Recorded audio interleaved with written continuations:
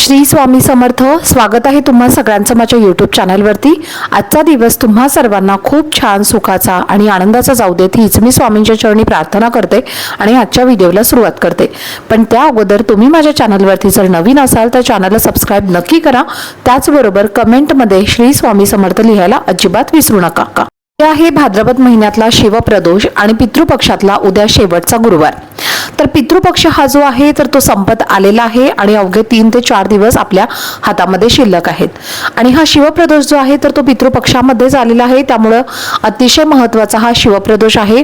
आपल्याला आपल्या घरासाठी आपल्या घरातील जे काही दोष आहेत, वास्तुदोष आहेत, पितृदोष आहेत, तर ते सर्व दूर करण्यासाठी आपल्याला हा उपाय करायचा आहे। तुमच्या घरामध्ये कितीही दोष असतील तर ते नक्कीच या उपायाने तुम्हाला दूर व्हायला मदत होईल। कर्णीबाधेचा जरी तुम्हाला त्रास होत असेल तर तो सुद्धा या उपायाने दूर होईल। आपल्या घरामध्ये भरपूर अशा नकारात्मक ऊर्जा असतात आणि या ज्या नकारात्मक ऊर्जा आपल्या घरामध्ये असतील तर आपल्याला कोणत्याही कामामध्ये यशाची प्राप्ती होत नाही। कोणत्या ना कोणत्या प्रकारच्या अडचणी आपल्याला त्या कामांमध्ये येत असतात आणि त्यामुळे आपल्याला प्रत्येक कामामध्ये अपयश हे मिळत असतं आणि अनेक अडचणी आपल्या समोर येतात आणि शेवटी आपण थकून जातो आणि जे काम आपण आपल्या हाती घेतलेलं आहे तर ते आपण सोडून सुद्धा देत असतो। कधी कधी आपल्याला शत्रू बाधेचा सुद्धा त्रास होतो।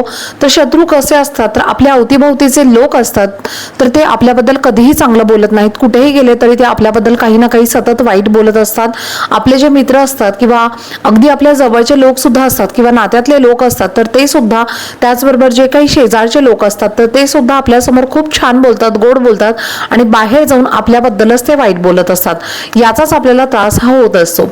कितीही तुम्ही म्हटलं तरीही कळत न कळत या गोष्टी आपल्या विरुद्ध घडत असल्या तर या ज्या काही गोष्टी आहेत तर त्या जे दोष आहेत किंवा जी काही शत्रू बाधा आहे तर ती दूर करण्यासाठी आपण जर हा उपाय केला तर आपल्यावरती जे काही दोष असतील, जो काही पितृदोष असेल, कोणत्याही प्रकारचा पितृदोष जरी तुम्हाला लागलेला असेल तर तो सुद्धा तुमचा या उपायाने नक्कीच दूर होईल। घरातील सर्व नकारात्मक जी शक्ती असते, म्हणजे जी काही निगेटिव्हिटी असते, अशा प्रकारची निगेटिव्हिटी जी असते तर ती आपल्या घरामध्ये आपल्याला कोणतेही काम पूर्ण करून देत नाही। प्रत्येक कामामध्ये काही ना काही अडचणी या निर्माण होत असतात आणि जर पितृदोष असेल तर आपण ज्या ठिकाणी 1 रुपया कमवतो तर त्या ठिकाणी 100 रुपये आपण खर्च करून बसतो आणि ज्या ठिकाणी आपण 1000 रुपये कमवतो तर त्या ठिकाणी आपण 2000 रुपये खर्च करून बसतो। तर अशा प्रकारचा, त्याचबरोबर आता घरामध्ये सतत जर भांडणं होत असतील, कलह होत असतील, अगदी छोट्या छोट्या कारणांवरून जर तुमच्या घरांमध्ये भांडणं होत असतील, म्हणजे अगदी तुमच्या घरामध्ये जर समजा एखादी व्यक्ती आजारी पडली की लगेचच त्यामागे दुसरा व्यक्ती आजारी पडत असेल, म्हणजे तुमच्या घरामध्ये सतत जर आजारपण येत असेल किंवा आजारपण तुमच्या घरामध्ये सतत मागं लागलेलं असेल आणि ह्या ज्या गोष्टींचा आपल्याला त्रास होत असतो तर या त्रासातून आपल्याला मुक्तता मिळवण्यासाठी आपल्याला हा एक उपाय करायचा आहे। तर हा उपाय तुम्हाला उद्या संध्याकाळी करायचा आहे। कापुरासोबत ही एक वस्तू तुम्हाला जाळायची आहे। कितीही आपल्याला त्रास होत असला तर तो संपूर्णपणे दूर होईल आणि आपलं जीवन हे सुखी समाधानी होईल। तर आता उपाय काय करायचा आहे आपण आता जाणून घेऊयात। या उपायासाठी आपल्याला 3 कापराच्या वड्या घ्यायच्या आहेत। कापूर तुम्हाला भीमसेनी जर तुमच्याकडे असेल तर भीमसेनी कापूर वापरायचा आहे आणि जर तुमच्याकडे भीमसेनी कापूर नसेल तर तुम्ही इतर कोणताही कापूर जो तुम्ही देवपूजेसाठी वापरता तर तो घेतला तरीही चालेल।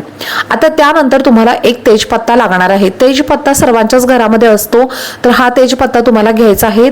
फक्त तो तुम्हाला अगदी व्यवस्थित बघून घ्यायचा आहे। फाटलेला तेजपत्ता आपल्याला अजिबात घ्यायचा नाहीये। त्यानंतर काय करायचं आहे तर एक प्लेट तुम्हाला घ्यायची आहे। प्लेट किंवा वाटी तुम्ही घेऊ शकता। त्याचबरोबर तुमच्याकडे जर धूपदाणी असेल तर तीही तुम्ही घेतली तरीही चालेल। तर अशा पद्धतीने तुम्हाला या 3 वस्तू घ्यायच्या आहेत आणि सर्वप्रथम तुम्हाला काय करायचं आहे तर दिवा हा तुमच्या देवघरामध्ये प्रज्वलित करायचा आहे। अग्नीच्या साक्षीने आपल्याला हा उपाय करायचा आहे। अग्नीच्या साक्षीनेच आपण कुठल्याही प्रकारचे उपाय, सेवा किंवा पूजाही करत असतो, त्यामुळे तुम्हाला सर्वप्रथम एक दिवा हा प्रज्वलित करायचा आहे। दिवा प्रज्वलित करून झाल्यानंतर हा जो तेजपत्ता आपण घेतलेला आहे तर त्यावरती तुम्हाला तुमची जी काही इच्छा आहे तर ती तुम्हाला त्या तेजपत्त्यावरती लिहायची आहे। आता जर समजा तुम्हाला असं वाटत असेल की तुमच्या घरामध्ये नकारात्मक ज्या ऊर्जा आहेत तर त्या तुमच्या घरामध्ये प्रॉब्लेम क्रिएट करत आहेत, म्हणजे तुमच्या कामामध्ये अडथळे निर्माण करत आहेत, नोकरीसाठी जर तुम्ही उपाय करत असाल तर नोकरीसाठी तुम्ही इच्छा लिहायची आहे। त्याचबरोबर तुम्ही जर पितृदोष तुमचा संपावा यासाठी जर तुम्ही हा उपाय करत असाल तर त्या प्रकारची इच्छा तुम्हाला या तेजपत्त्यावरती लिहायची आहे। जी काही तुमची इच्छा आहे, तुमची स्वतःची इच्छा असेल, तुमच्या पतीची इच्छा असेल, तुमच्या मुलांची इच्छा असेल, तर अशा पद्धतीने तुमची जी काही इच्छा आहे तर ती तुम्हाला तेजपत्त्यावरती लिहायची आहे। आणि कापूर आणि तेजपत्ता आपल्याला एकत्रितपणे जाळायचा आहे. अशा पद्धतीने तुम्हाला हा उपाय करायचा आहे. आता हा जो उपाय आहे तर तो तुम्हाला उद्या संध्याकाळी करायचा आहे.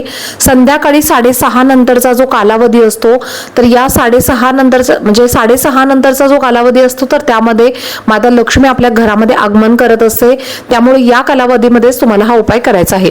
अगदी साधा सोपा हा उपाय आहे. तुम्हाला कोणत्याही प्रकारचा त्रास असेल तर त्या प्रकारचा त्रास तुमच्या घरामधून दूर व्हावा यासाठी तुम्हाला जी काही तुमच्या मनातील इच्छा आहे किंवा जी काही तुमची अडचण आहे तर ती दूर व्हावी यासाठी तुम्हाला तेजपत्त्यावरती ती लिहायची आहे आणि अशा पद्धतीने तुम्हाला तेजपत्ता जो आहे तर तो कापरासोबत जाळायचा आहे.